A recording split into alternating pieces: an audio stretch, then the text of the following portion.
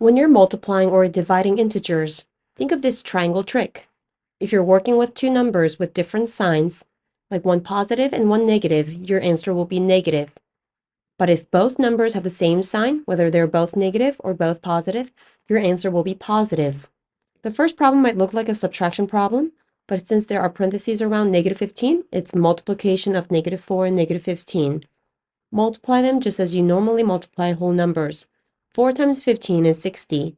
Since both integers are negative, the result is positive. Now let's divide 54 by negative 3.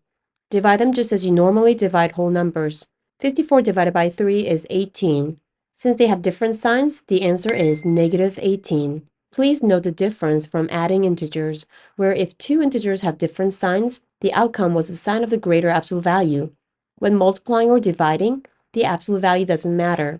If two numbers have different signs, the result is always negative. Here are some more challenging problems. First, we have negative 5 times negative 3 squared. Using the order of operations, exponents should be performed before multiplying. Squaring means using itself as a factor 2 times. Multiplying negative 3 by negative 3 results in a positive 9.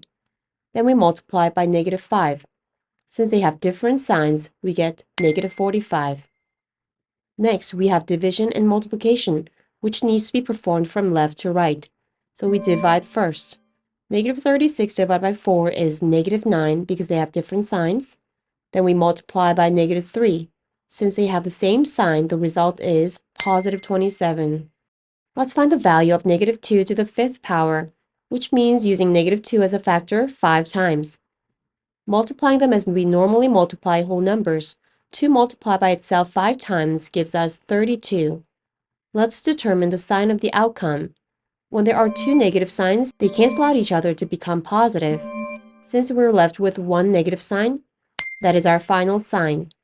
This suggests a pattern. An odd number of negative factors results in a negative answer, while an even number of negative factors results in a positive answer. Now it's your turn. Grab a pencil and a sheet of paper if you can, and give it a shot. I'll be revealing the answers in just 10 seconds, so pause the video and test your skills.